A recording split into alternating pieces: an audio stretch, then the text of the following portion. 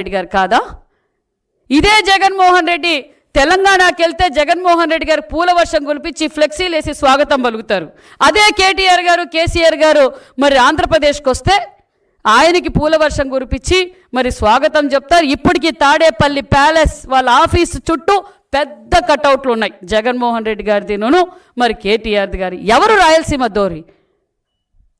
మరి నమస్తే తెలంగాణలో హరీష్ రావు గారు రాయలసీమ లిఫ్ట్ ఇరిగేషన్ ఆపింది మేమే అని మరి హరీష్ రావు గారు మాట్లాడినప్పుడు మరి వైసీపీ పార్టీ వారు ఏం జవాబు చెప్పారు? ఒక సాక్షి పేపర్లో ఏమో జగన్మోహన్ రెడ్డి గారు పత్రిక సొంత పత్రికలో మరి రాయలసీమ ద్రోహి మరి చంద్రబాబు నాయుడు గారు అంటారు. నమస్తే తెలంగాణలోనేమో హరీష్ రావు గారేమో నేనే రాయలసీమ ఆపాను అన్నారు. మరి ఎవరు?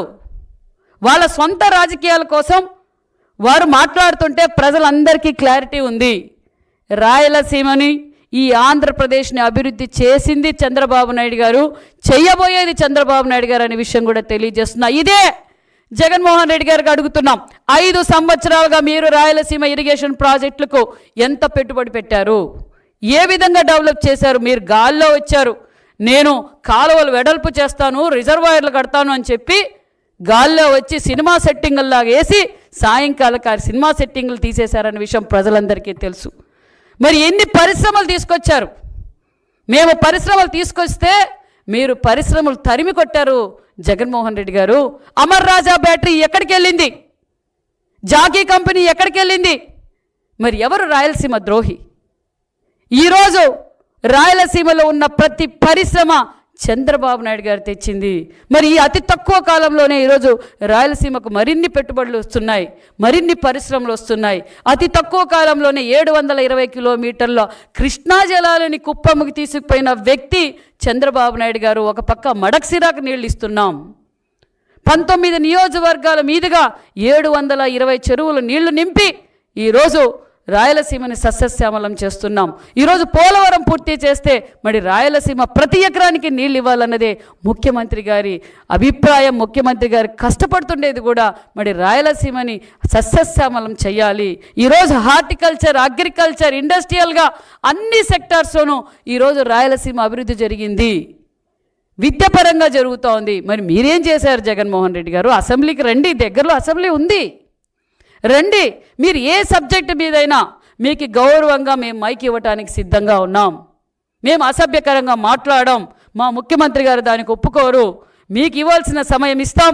మీరు ఏ సబ్జెక్టు మీద మాట్లాడతారో, పులివెందుల గురించి మాట్లాడతారా, లేదు మేము 5 ఏళ్ళలో ఇలా అభివృద్ధి చేశాం, మీరు ఈ 18 ఏళ్ళలో ఏం చేశారు, 14-19లో మీరు ఏం చేశారో మరి అడగట్టే మేము జవాబు చెప్పడానికి సిద్ధంగా ఉన్నాం. ఈ అభివృద్ధిని చూసి విషం కక్కితే బెదిరించాలని చూస్తే మరి పోలీసులను బెదిరిస్తారు, అధికారులను బెదిరిస్తారు, మరి ప్రజల్ని బెదిరిస్తారు, రపరపా నరుకుతామంటారు. మరి ప్రజలందరూ ఇవి చూస్తున్నారు.